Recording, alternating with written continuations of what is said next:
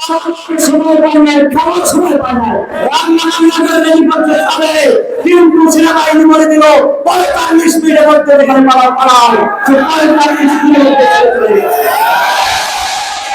جاء الحق وزهق الباطل إن الباطل كان زهوقا فرعون آئے حامان آئے ظالم جابر سلطان آئے کتنے شیطان آئے سب کو ہوئی رسوائی حاصل جاء الحق وزهق الباطل إن الباطل كان زهوقا حسنا آئے नारद आए कौवा काबिर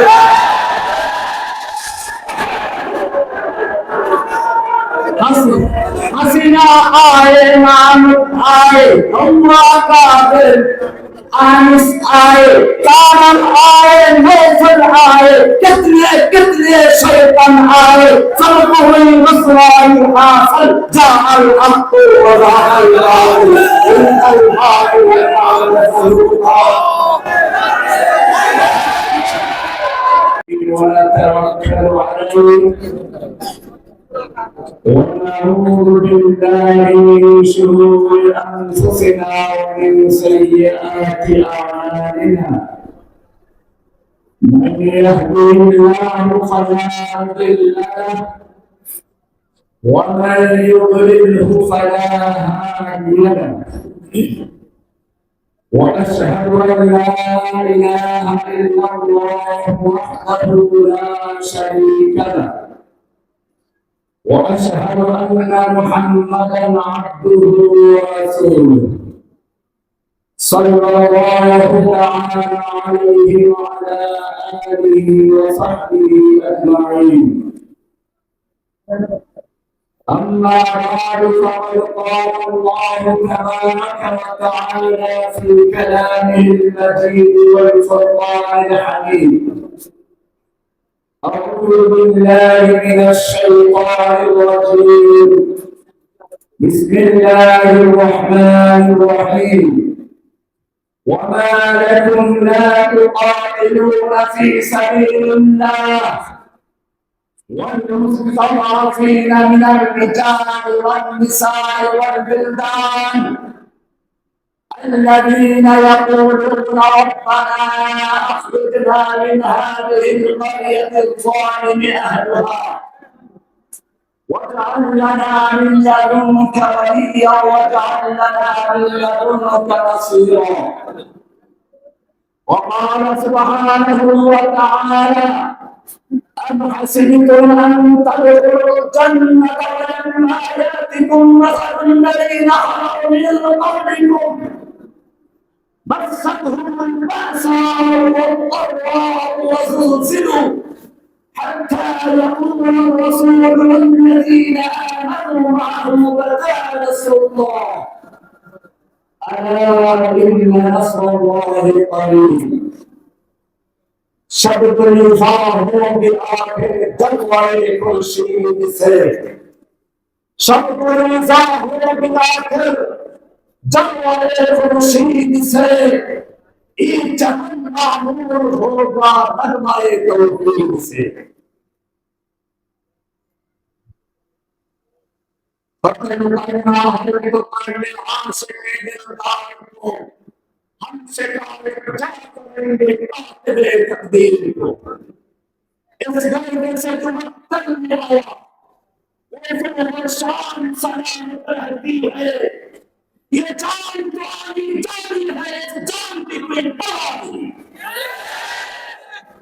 मरने वाली बातिल से हर खौफ का सकता है सर कटा सकता है लेकिन सर झुका सकता नहीं सोचा है कफीर अब कुछ भी हो सोचा है कफीर अब कुछ भी हो हर हाल में अपना हक लेंगे इज्जत से जीना है तो जी लेंगे या कौन शहादत पी लेंगे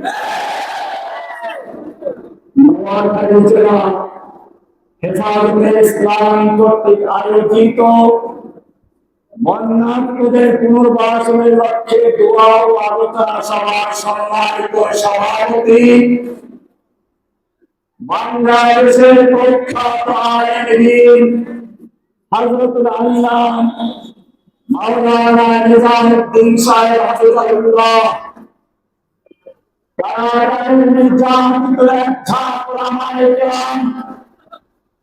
আমার সামনে উপস্থিত আগামী বাংলাদেশের তৌহিদি জনতার সেনাকর্মী, আল্লাহর সৈনিকরা, আমরা এই মুহূর্তে সমাবেশ করছি এমন একটি সময়ে যখন ফিলিস্তিনের মুসলমানদেরকে পাঠিয়ে নরবলি করে হত্যা করা হচ্ছে, তাদের বাড়ি ঘর গুলোকে বন্ধুজাল দিয়ে করে দেওয়া হচ্ছে, আকাশের থেকে বিমান হামলা চালিয়ে সম্পূর্ণভাবে এক একটা এলাকা ধ্বংস করে দেওয়া হচ্ছে। কাশ্মীর মুসলমানদেরকে পাখির মতো গুলি করে হত্যা করা হচ্ছে। মুসলিমদেরকে দীর্ঘদিন পর্যন্ত উন্মুক্ত কারাগারে বন্দী রাখা হয়েছে। মুসলমানদেরকে নির্মমভাবে হত্যা করা হচ্ছে।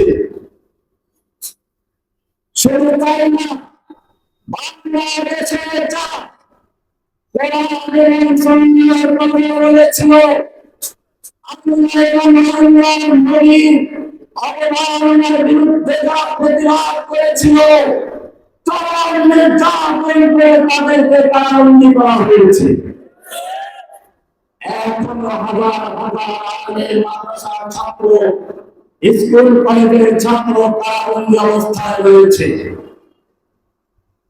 আজকে তো তার দিক থেকে বইয়া আসছে, আল্লাহর ভাষায় বর্ণিত হচ্ছে,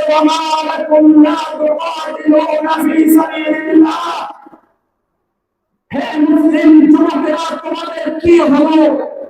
লা তুকাতিলুনা ফি সাবিলিল্লাহ, তোমরা আল্লাহর রাস্তায় লড়াই করছো না, যুদ্ধ করছো না। তাদের জন্য ওয়াল-মুস্তাদআফিনা মিনার রিজাল ওয়ান-নিসা ওয়াল-বিলদান, ওই সমস্ত অসহায় শিশু, নারী, পুরুষদের জন্য আল্লাযীনা ইয়াকুলুনা রাব্বানা আখরিজনা মিন হাযিহিল ক্বরিয়াতিল যালিমি আহলুহা, যারা ফরিয়াদ করে বলছে, হে রব্বুল আলামিন, তুমি আমাদেরকে জালিম দূষিত জনপদ থেকে রক্ষা করো, ওয়াজআলনা মিন লাদুনকা ওয়ালিয়্যা, আমাদের জন্য দাও তোমার পক্ষ থেকে ন্যায়নিষ্ঠবান নেতা, ওলি, ওয়াজআলনা মিন লাদুনকা নাসীরা, তোমার পক্ষ থেকে দাও আমাদের জন্য সাহায্যকারী। এই ফরিয়াদ ধ্বনিত হচ্ছে কাশ্মীর থেকে, এই ফরিয়াদ ধ্বনিত হচ্ছে আরাকান থেকে, এই ফরিয়াদ ধ্বনিত হচ্ছে উইঘুর মুসলিমদের পক্ষ থেকে, এই ফরিয়াদ ধ্বনিত হচ্ছে ফিলিস্তিনের মুসলিমদের পক্ষ থেকে, এই ফরিয়াদ ধ্বনিত হচ্ছে বাংলাদেশের 65টা কারাগার থেকে। আপনারা জানেন, এই বাংলাদেশের বুকে একটা ফিরাউনকে পাঠানো হয়েছিল ভারত থেকে লালন পালন করে, দীর্ঘ সময় প্রশিক্ষণ দিয়ে তাকে পাঠানো হয়েছিল বাংলাদেশ থেকে ইসলাম বা মুসলিমদের নাম নিশানা মুছে দেওয়ার জন্য। সেজন্য প্রথমে এসে কুকুরের মাথায় টুপি পরিয়েছিল এদেশের লক্ষ লক্ষ আলেমদের উস্তাদ ও তাজুল আসাদিরা শাইখুল হাদিস আল্লামা আজিজুল সাহেবকে জেলে পুরেছিল। এরপরে পর্যন্ত ক্ষান্ত হয়নি, ইসলামিক তাহজিব তামাদ্দুনকে ধ্বংস করার জন্য ভারতীয় সিনেমা, ভারতীয় নাস্তিক মুরতাদদের গান বাজনা, হিন্দি গান, হিন্দি সিনেমা এবং নিচের নামে, সায়াদের নামে বিভিন্ন ভাবে এদেশের ইসলামিক কালচারকে ধ্বংস করে হুকুম পেঁচার কালচার, পাল্টাবাদের কালচার তৈরি করার মাধ্যমে ইসলামিক তাহজিব তামাদ্দুনকে ধ্বংস করার পায়তারা করা হচ্ছে। এভাবে আস্তে আস্তে আগাতে আগাতে এক পর্যায়ে সরাসরি আক্রমণ করলো মুসলিম জনতার তাওহীদের ভিত্তি, মুসলিম জনতার ঈমানের স্পন্দন, জীবনের জায়গাকে মুসলিমরা ভালোবাসে। আমাদের তাজদার মদিনা সরওয়ারে কায়নাত রাহমাতুল লিল আলামিন, যার সম্পর্কে কোরআন বলেছে ইন্নাকা লাআলা খুলুকিন আযীম, হে নবী আপনি মহান চরিত্রের উপরে প্রতিষ্ঠিত। সেই নবীর চরিত্র নিয়ে, নবীর স্ত্রীদেরকে নিয়ে কলঙ্ক শুরু করেছিল, অপমান করা শুরু করেছিল, কটূক্তি করা শুরু ছিল। তখন দেশের তাওহীদের তাৎপর্য উঠেছিল। আমি তখন একটা বই লিখেছিলাম, এই বইটা এখন আমার লেখা নয়। আমি বলেছিলাম এই কার্যক্রম আমি 3 নম্বর অপরাধী। কারণ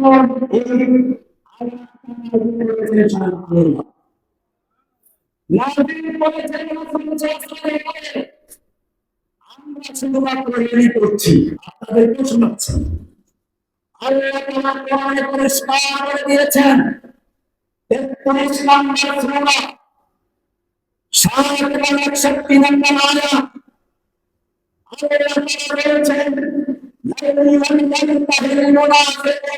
الذين في قلوبهم مرض والمرجفون في المدينة যদি মুনাফিকরা এবং যাদের অন্তরে ইসলাম বিদ্বেষী রোগ রয়েছে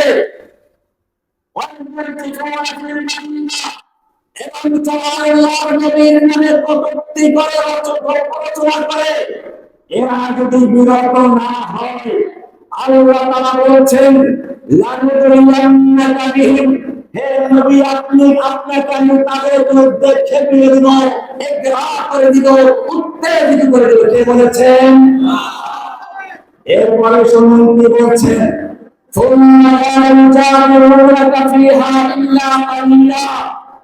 এরপরে তারা আপনার শহরে আপনার দেশে আর থাকতে পারবে না, সামান্য সময় থাকতে পারবে, তার মানে না অভিশপ্ত হবে। এরপর আল্লাহ বলেছেন আইনামা সুবিসু, ওদেরকে যেখানে পাওয়া যাবে উখিনু পাকড়াও করা হবে, আকুতিনু তাকতিরা, মানে তাফঈল ব্যবহার করে আবার মুফাসসার করা হয়েছে, আকুতিনু তাকতিরা, ওদেরকে কেটে টুকরো টুকরো করব। আমি কাছে কান নাযিল হয়েছে কার বলে তানজিলুম মির রাব্বিল আলামিন, রব্বুল আলামিনের পক্ষ থেকে নাযিল হয়েছে তার উপরে আলা কলবিকা, রাসূলের কলবে। কোথায়? রাহমাতুল আলামিন নাযিল হয়েছে। এরপরে আল্লাহ বলেছেন, এখানে একটা সূক্ষ্ম বিষয় আপনাদেরকে বলে দেই, কোরআনের উসলুব হলো আয-যানিয়াতু ওয়ায-যানি ফাজলিদু কুল্লা ওয়াহিদিন মিনহুমা মিআতা জালদা, ব্যভিচারী মেয়ে ব্যভিচারী ওদেরকে তোমরা 100 দৌড়া মারো। এটাকে মারতে বলা হয়েছে, কারণ রাষ্ট্রের কাজ। এমনি হয় ওয়াসারিকু ওয়াসারিকাতু ফাক্তাউ আইদিয়াহুমা, চোর চাই পুরুষ হোক নারী হোক, হাত কেটে দাও, কোমর কেটে দাও, মারুফ কানা ছুড়ি মারুফ, কারণ রাষ্ট্রের কাজ। সেই হিসাবে এখানে মারুফ হওয়া দরকার ছিল। অনেকে আমাদেরকে বলে আপনার বিচার হাতে নিলেন, রাষ্ট্রের কাজ ছিল। আমিও বলতে চাই, আমরা রাষ্ট্রকে বলেছিলাম তোমার বাবার নামে যদি কেউ কটূক্তি করে তার জন্য সাজা ঘোষণা করেছে, প্রথমবার করলে 14 বছর, দ্বিতীয়বার করলে যাবজ্জীবন। তোমার বাবার জন্য তুমি আইন করতেই পারো, আমাদের কোনো আপত্তি নেই। কিন্তু জেনে রাখো, তোমার কাছে তোমার বাবার যে মহব্বত ভালোবাসা রয়েছে, তোমার কাছে তোমার বাবার যে মূল্য রয়েছে, একজন মুসলিমের অন্তরে আল্লাহ এবং রাসূলের মহব্বত তার যে লক্ষ কোটি বেশি রয়েছে।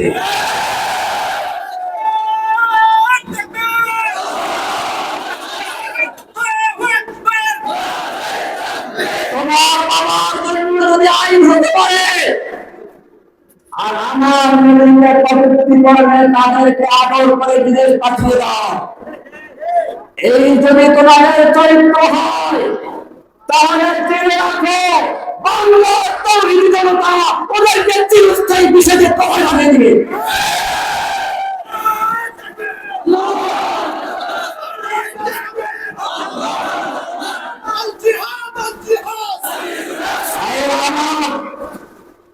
আল্লাহ এরপরে বলছেন সুন্নাতাল্লাহি, এটাই হচ্ছে আল্লাহর নীতি। ওয়ালান তাজিদা লিসুন্নাতিল্লাহি তাবদীলা, আল্লাহর সুন্নাতে কোনো পরিবর্তন পাবে না। তার মানে হচ্ছে আল্লাহ নবীর সে আগমন থেকে শুরু করে কিয়ামত পর্যন্ত এর আইন প্রভাব থাকবে। তবে আপনাদেরকে এখন আমরা বলছি, এখন আমাদের কর্মসূচি হচ্ছে কেউ নিজের হাতে আইন তুলে দিবেন না, কারণ একটা প্রেক্ষাপট তৈরি হয়েছে। এখন আমাদের কাজ হবে কি শুনুন, আমরা কিন্তু পারবো না, মশালে হাত নষ্ট করবো না। আল্লাহ নবী যখন মক্কায় ইসলামের দাওয়াত দেওয়া শুরু করলেন, আবু বকর, ওমর, ওসমান, হামজা আল্লাহ নবীর সঙ্গে রয়েছে। ইচ্ছে করলে কয়েকটা মূর্তি ভাঙতে পারতেন না? ভেঙেছিলেন? কেন ভাঙলেন না?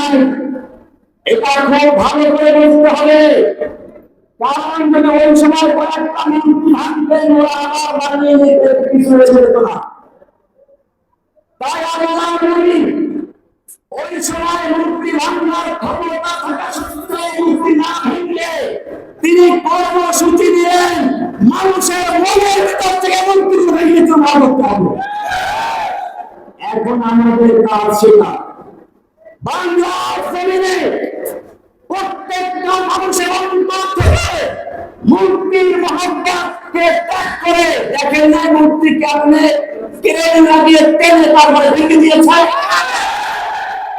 ইনশাআল্লাহ আমাদের এখন থেকে কাজ হবে তাওহীদ কি আমানত सीनों में है हमारे, आसान नहीं मिटाना नौरो नशा हमारा।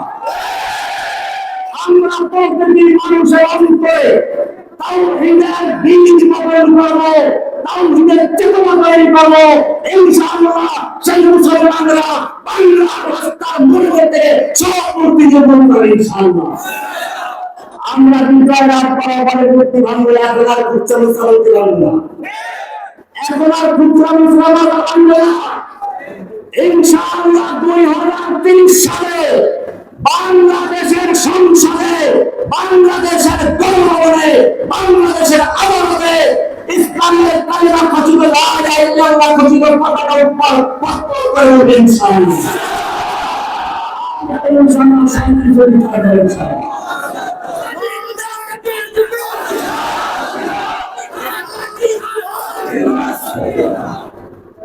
নোয়াখালীর ভাইদেরকে বলছি, বাংলাদেশের প্রথম ইসলাম প্রচার করেছিল নোয়াখালী আলেমরা।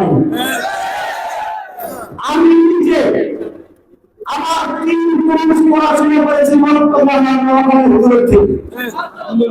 আমার বক্তব্যের হুজুর একজন জীবিত আছেন, গোলাম মুস্তফা নাম, তার বাপ নোয়াখালী থেকে বিবাহ হয়েছিল ওখানে, এখন তিনি আছেন, তার সন্তান আছে, কয়েক প্রজন্ম এখন তারা আমাদেরকে কোরআন শিক্ষা দিয়ে যাচ্ছে। সেই নোয়াখালীতে আসতে পেরে আপনাদেরকে দেখে আমার যে জীবনের সমস্ত ক্লান্তি ভুলে দিয়ে, কষ্ট ভুলে দিয়ে আপনাদেরকে বলবো তাহলে করবেন ইনশাআল্লাহ। আমাদের ভালো বলবো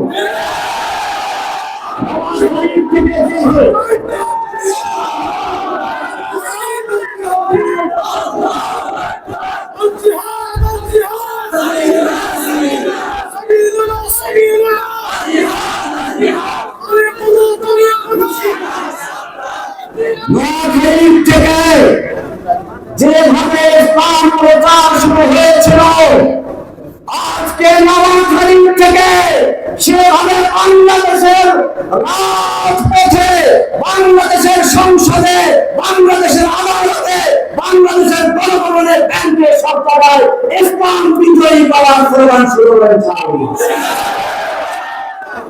ভাইরা আমার, অনেকেই প্রশ্ন করেন নবীওয়ালা কাজ কি? আমি আপনাদেরকে জিজ্ঞেস করতে চাই, আল্লাহ তাআলা তার রাসূলকে হেদায়েত এবং কোরআন দিয়ে হেদায়েত দিয়ে এবং কিতাব দিয়ে কেন প্রেরণ করেছেন? কোরআনের উত্তর আছে কিনা? হুয়াল্লাযী আরসালা রাসূলাহু বিল হুদা ওয়া দিনিল হাক্কি লিইয়ুযহিরাহু আলা দ্দীনি কুল্লিহি। আল্লাহ তাআলা তার রাসূলকে পাঠিয়েছেন হেদায়েত দিয়ে এবং দ্বীনে হক দিয়ে। কি দিয়ে? দ্বীনে হক দিয়ে। কেন? লিইয়ুযহিরাহু আলা দ্দীনি কুল্লিহি, অন্য সব দ্বীনের বাতিলের উপরে আল্লাহর দেওয়া দ্বীনে হককে বিজয়ী করার জন্য। আল্লাহর দ্বীনে হককে বিজয়ী করব, আল্লাহর রাসূলের তরিকা, হিন্দুদের তরিকা, সেই দ্বীনে হককে বিজয়ী করার জন্য হেফাজতে ইসলাম বাংলাদেশ কাজ করে যাচ্ছে। যখনই বাংলাকে ইসলামের আঘাত এসেছে, কারো সাথে যখন নাস্তিক মুরতাদদের রূপে রাসূলুল্লাহ মুহাম্মদের রূপে বাতিল আগমন করেছিল, হেফাজতে ইসলাম নগর ময়দানে ঝাঁপিয়ে পড়েছিল। আবার যখন কুফরাদের কসাই বাঙালি গোষ্ঠী হত্যাকারী সেই খুনি নরেন্দ্র মোদী বাংলাদেশে আসার জন্য প্রোগ্রাম করা হয়েছিল, তখন ওই হেফাজতে ইসলামের ব্যানারে এদেশের তৌহিদ নামাজের ঝাঁপিয়ে পড়েছিল। আজকে আমি জেলখানায় বসে চিন্তা করেছিলাম, আমি দেখেছি ইসলামের বিরুদ্ধে কি কি ষড়যন্ত্র হচ্ছে, আমাকে কি কি প্রস্তাব করা হয়েছে। আমি তখন সিদ্ধান্ত নিয়েছিলাম, আমার যুবক ভাইদেরকে বলবো, স্কুলের, কলেজের, ইউনিভার্সিটির যে সমস্ত ছাত্র ভাইরা আছে, তোমরা হয়তো মনে করতে পারো রহমানের জেল থেকে বের হতে নরম হয়ে গেছে। বিষয়টা তা নয়, বিষয়টা নয়, বিষয়টা হয়েছে রহমান ব্যক্ত হয়েছে কিভাবে ফেরাউনের মতো ফেরাউন কিভাবে তার জাতিকে বিভিন্ন দলে বিভক্ত করে তার রাজত্ব কায়েম রাখতে পেরেছিল, ঠিক তেমনি ভাবে বাংলাদেশের তাওহীদ জনতাকে, মুসলিম উম্মাহকে দলে দলে বিভক্ত করে সে তার শাসন ব্যবস্থা কায়েম রাখতে পেরেছিল। সেজন্য আমি কখনো সিদ্ধান্ত নিয়েছিলাম, আমি কারাগার থেকে একটা পত্র লিখেছিলাম যে সমস্ত যুবক ভাইদেরকে বলবো, তোমরা হেফাজতের ব্যানারে কাজ করতে থাকো। এটা দুর্বলতার জন্য নয়, এটা হলো বাস্তবতা। খুচরা কাজ করে এখানে কয়েকজন পাহাড়ে চলে গেল, এখানে একটা দল ঘোষণা করলো, এর দ্বারা ইসলামের কোনো কাজ হবে না। জেনে রাখবে, আল্লাহর দুশমনেরা, ইসলামের শত্রুরা, নবীর দুশমনেরা ওট পেতে থাকে নেকড়ে বাঘের মতো সেই আলাদা ব্যক্তি, খুচরা ব্যক্তিকে খাওয়ার জন্য। তারা কাউমি সাহেবকে বলেছিল রাজাটা, আবদুল্লাহ সাহেবকে মামলা দিয়েছিল পুলিশ খুলে মামলা, জসিমউদ্দিন রহমানকে বলল চৌধুরী, আনসারুল্লাহ বাংলাদেশের প্রধান। আমি সাংবাদিক ভাইদেরকে পরিষ্কার করতে চাই, জসিমউদ্দিন রহমানের গ্রেফতার হওয়ার আগ পর্যন্ত আনসারুল্লাহ বাংলাদেশ মানে কোন দল বাংলাদেশে আছে বলে কানেও শুনে না। আমি আদালতে চ্যালেঞ্জ করেছিলাম, বলে হত্যা মামলার রায় বিচার করে দেখাও, সেখানে পরিষ্কার লেখা আছে এই আসামি জসিমউদ্দিন রহমানকে আনসারুল্লাহ বাংলাদেশের প্রধান গুরু আধ্যাত্মিক নেতা বলা হলেও রাষ্ট্রপক্ষ প্রমাণ করতে সম্পূর্ণ ব্যর্থ হয়েছে। এটা বিচারকের পর্যবেক্ষণ রাখা হয়েছে। এরপরেও যারা আমাকে আনসারুল্লাহ বাংলাদেশের প্রধান করে প্রচার করছে, যে সাংবাদিকেরা প্রচার করছে, যে পত্রিকা প্রচার করছে, তারা সেই পলাতক হাসিনা খুনিয়াসিরা বলে প্রমাণ করে। ভারতের দান হবে। ভারত চেয়েছিল বাংলাদেশ থেকে ইসলামকে নির্মূল করার জন্য, সেজন্য হাসিনা নামক এক ডাস্টবিনের কিটকে পাঠিয়েছিল। সে গর্বের সঙ্গে বলেছিল সে পালায় না।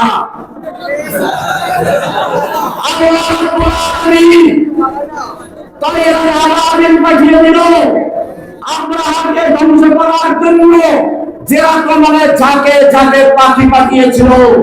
এই অহংকারী স্বৈরাচারী খুনি হাসিনাকে ধ্বংস করার জন্য স্কুল থেকে, কলেজ থেকে, মাদ্রাসা থেকে, সব জায়গা থেকে যাকে যাকে আগামী পাখি পাঠিয়ে ধ্বংস করেছে।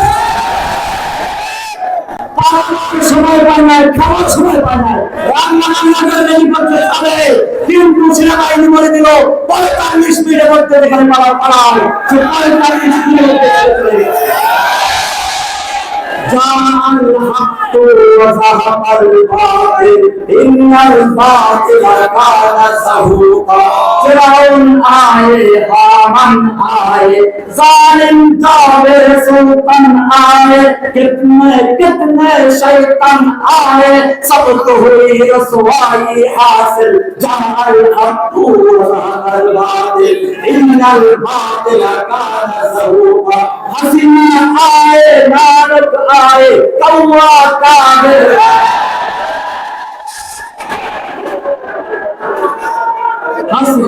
हसीना आए नानक आए कौवा काबिर आनिस आए कामल आए नौफल आए कितने कितने शैतान आए सबको हुई रसवाई हासिल जाअल हक़ व ज़हक़ल बातिल इन्नल बातिल कान ज़हूक़ा।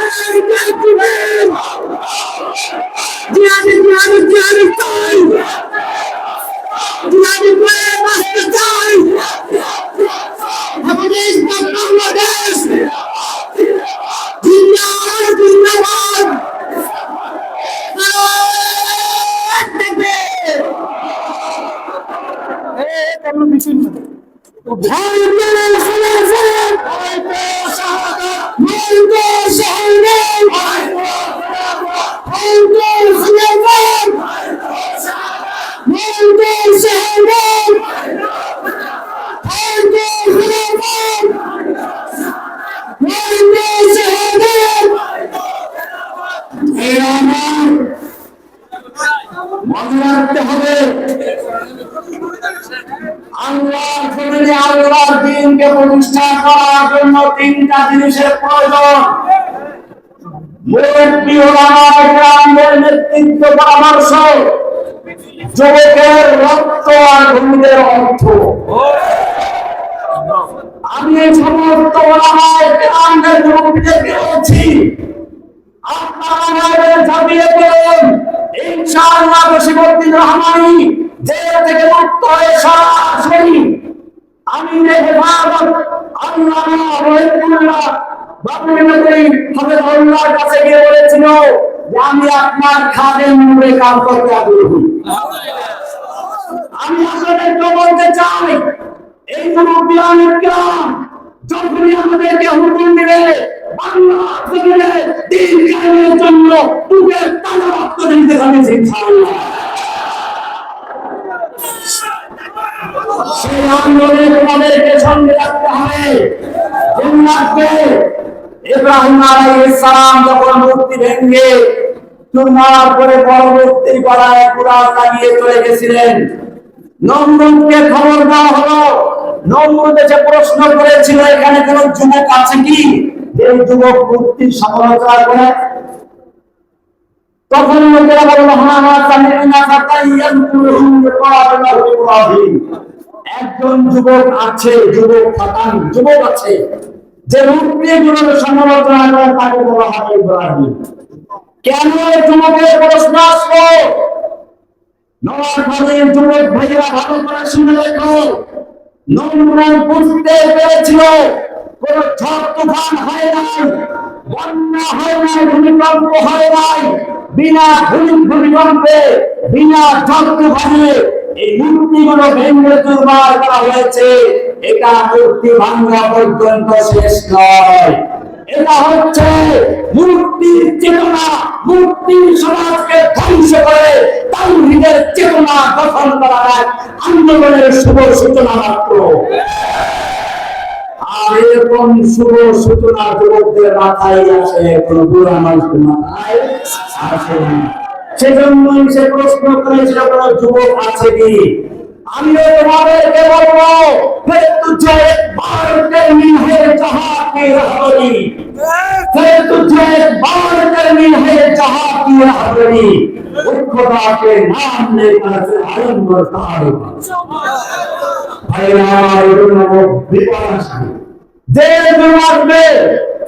আমি আপনাদেরকে বলি, জেলখানা 11 বছর 16 দিন আমার কাছে মনে হচ্ছে আমি গতকাল কি ভিতরে গিয়েছিলাম। আমি সব ভুলে গিয়েছি। যখন দেখলাম এদেশের তাওহীদি জনতা আমাকে ভুলে যায়, স্কুলে যায়, কলেজে যায়, ডাক্তার, ইঞ্জিনিয়ার, এমনকি পুলিশ, সেনাবাহিনী, বিভিন্ন কর্মকর্তা কর্মী সকলেই যখন আমাকে সাবান জানায়, ধন্যবাদ জানায় এবং বলে যে এগিয়ে যান, আমরা আপনার সাথে আছি, কদম बढ़ाओ शेख हमारे, हम तुम्हारे साथ हैं, कदम बढ़ाओ शेख हमारे, हम तुम्हारे साथ हैं, आपके इशारे पर हम জীবন দিতে তৈরি। আমাদেরকে সেভাবে মাঠে নামতে হবে। আমরা আমাদের আন্দোলনকে জানিয়ে চাই। আমি না এই ছেলে বলতে আমি আমাদের আমি ভারতে যাচ্ছি, हम तुम्हारे साथ हैं, आपके इशारे पर हम मरने को तैयार हैं। ভাই আমার এজন্য বিপদ আসবে। কোরআন বলছে أم حسبتم أن تدخلوا الجنة ولما يأتكم مثل الذين خلوا من قبلكم, তোমরা কি মনে করেছো এমনি জান্নাতে ঢুকে পড়বে, জান্নাতে প্রবেশ করে যাবে? ولما يأتكم مثل الذين خلوا من قبلكم, অথচ তোমাদের উপর আসে নাই ওই সকল বিপদ আপদ মুসিবত যা এসেছিল তোমাদের আগের লোকদের প্রতি।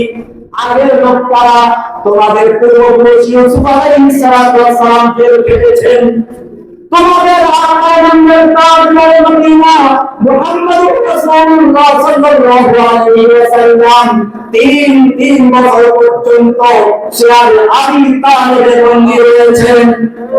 তোমাদের ইমাম আযম আবু হানিফা রাহমাতুল্লাহ আলাইহি জেলখানায় জীবন দিয়েছেন। তোমাদের ইমাম আহলুস সুন্নাহ ওয়াল জামাআহ ইমাম আহমদ ইবনে হাম্বল রাহমাতুল্লাহ আলাইহি জেল কেটেছেন। তোমাদের ইমাম তাওহীদ ইমামুল জিহাদ ইবনে তাইমিয়া রাহমাতুল্লাহ আলাইহি জেলে থেকে কলাম করেছেন। তোমাদের আকারের দেওবন্দের করেছেন, তারাও সেই ইংরেজদের বিরুদ্ধে আন্দোলন করেছেন। আপনারা জানেন হুসাইন আহমদ বাদামি রাহমাতুল্লাহ আলাইহি ইংরেজদের বিরুদ্ধে আন্দোলন করছিলেন। দিল্লিতে একটা সমাবেশে বক্তব্য দেওয়ার কথা হয়েছিল, ইংরেজরা সেখানে কারফিউ জারি করলো। দেখা মাত্র বনের আওয়াজ ছিল, মাওলানা বাদামি রাহমাতুল্লাহ আলাইহি সেখানে হাজির হয়ে গেলেন। মঞ্চে উঠে বললেন, আমি শুনেছি, मैंने सुना है कि ये सफीर कुत्तों ने ऐलान कर दिया है कि जो उनके खिलाफ नारा उठाएगा उनको गुली कर दिया जाएगा, गोली। मैं मैदाने हाजिर हूं। তিনি বলেছিলেন, আমি শুনেছি এই সাদা কুকুরের দল ঘোষণা করেছে ইংরেজ বিরোধী কোন বক্তব্য দিলে গুলি করা হবে। আমি মাদানি হাজির হয়েছি, এই বলে তিনি তার শেরওয়ানির বোতাম খুলে দিয়েছিলেন। তিনি যখন পরিবারে ধিক্কার দিলেন, ওই পুলিশদের হাত থেকে রাজনীতিগুলো ছাড়ছাড় করে দিয়েছে। তিনি 2 ঘন্টা পর্যন্ত বক্তব্য দিয়েছিলেন।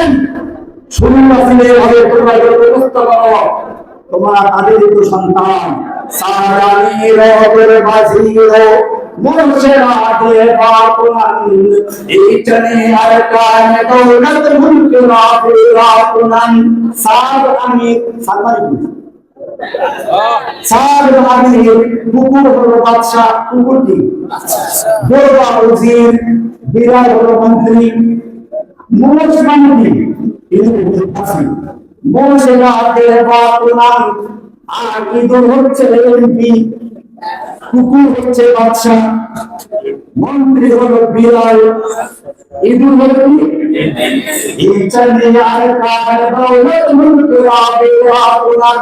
এই ধরনের রাজ শাসক শাসক গোষ্ঠী একটা দেশকে ধ্বংস করতে পারে। কোনো পার্থক্য আছে বিগত সরকারের সাথে?